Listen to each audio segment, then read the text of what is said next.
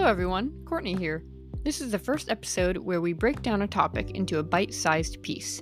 Though topics related to serial inventing could go in many directions, success being a very large topic, the goal is to pinpoint a very specific aspect of each topic so one day we can understand the entire breadth without information overload.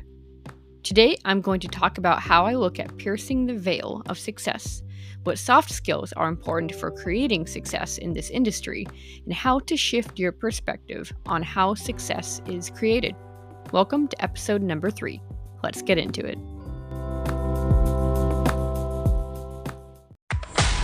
Where inventing, passion, and hard work intersect. Welcome to the Serial Inventing Podcast, bite-sized, perspective-altering episodes on serial inventing and beyond. From motivating key tips on product licensing to obstacle-busting conversations on transitioning to a full-time serial product developer.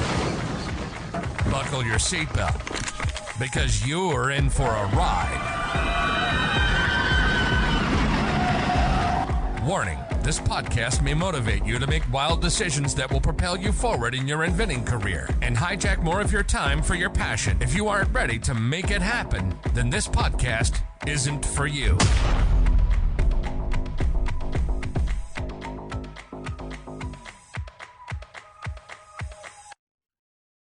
I'd like to talk about my favorite and I think most beneficial definition of success for our industry, especially when people tend to give up too quickly, not understanding the entire breadth of how success is often created in licensing. Now, this is easier understood than implemented, which is why this entire episode hinges around this one idea. I had a student recently recommend a book to me called Be Obsessed or Be Average by best-selling author and speaker Grant Cardone. It sounded intriguing, so I gave it a read. I'll place the link to the book in the show notes. It was a great inspirational book about passion, sales, and being a doer. But one thing in particular he said hit me like a train. And he said, you have to do beyond average to get beyond average results. Let me repeat that. You have to do beyond average to get beyond average results. This sat with me through the whole book and made me reframe how I looked at the entire licensing industry on how to create a propulsion of success. Those who are becoming serial inventors through experiential learning are starting to understand the importance of the soft skills that lead them to success: persistence, perseverance, grit, tenacity, and an abundance of passion and hard work.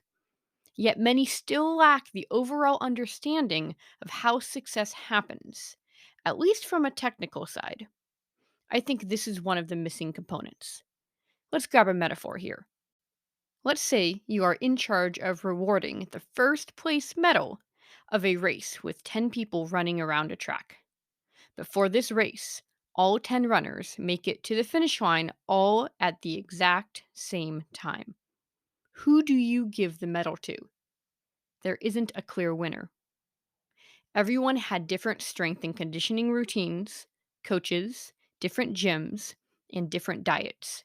Yet everyone fell into the middle of the bell curve. It's hard to reward someone when it isn't clear who won.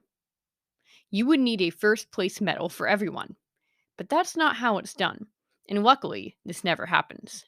Now, if a race like this ever happened, they would up what I would like to call the success bar.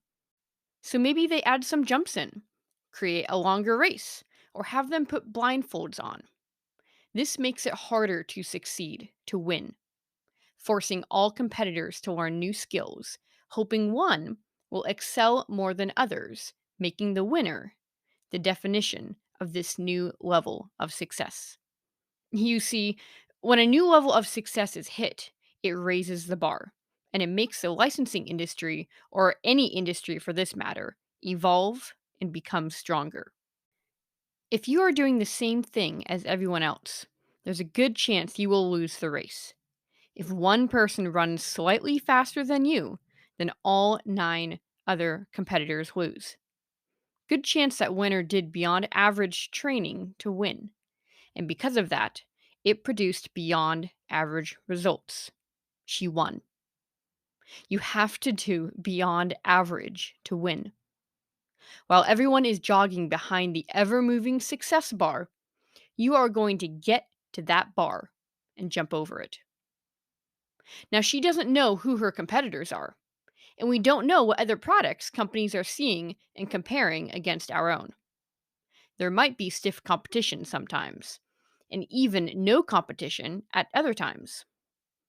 So, if she doesn't know how hard to push herself for each race, why does she continue to win?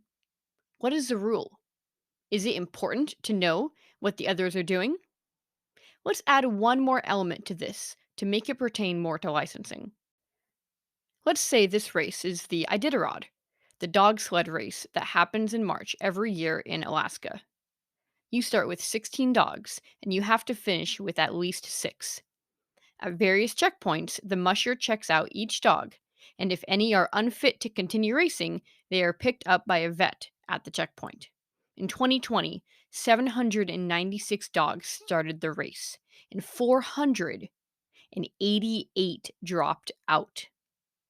That means that only 308 dogs even finished the race. 39%. Many don't finish the race, and many don't even place who do. This is similar to licensing in that success is lower than you think. Sadly, a lot of people think licensing is a get rich quick scheme where you can just learn how to do it and become instantly successful, generating that passive income and moving to an island drinking pina coladas. To be successful, you have to put in more effort than what the bare minimum industry average is. In a young industry like ours, where hard work is more of the secret than the minimal amount of effort that everyone else is doing, it makes our industry pretty fun because your odds of success are in your hands. In fact, I believe that this is the secret to success. If the average is that everyone is pitching to 5 companies a week and you pitch to 5, why would you expect better results than anyone else not licensing? I believe that Albert Einstein said it best. Insanity is doing the same thing over and over and expecting different results. Don't be insane. You know the secret. So if you know that pitching to 5 companies a week is the average, remember that in this race, you have to do beyond average to get beyond average results. And if the current results lead to no or very little success a few years down the road, yet no one is doing more, beat it. Be the first place winner. Do more. Pitch to 10 companies a week. Pitch to 20. Pitch to 30. Just remember that this is a game of endurance. You are not sprinting, but the faster you run, the higher the chance you will win both the 1 mile and the 10-mile races. Your races. You will create the success you want because while everyone is being average, you are being obsessed. You are going beyond average and getting beyond average results. And in an industry with minimal success, your beyond average results create that success. Make sure you are always growing as an inventor, grabbing more tools and learning new skills to place into your inventor's toolbox. Spend most of your time pitching, getting those no's, and getting more and more educated in the industry. Eventually, everyone will know the secret to success. And when that happens, the success bar of the industry will be raised for the better, creating more success in the industry and a new goal for us. But until then, win that race. Remember that Thomas Edison made 1,000 unsuccessful attempts at inventing the light bulb. And now, what is one of the first things you do in the morning when you wake up? flip that switch.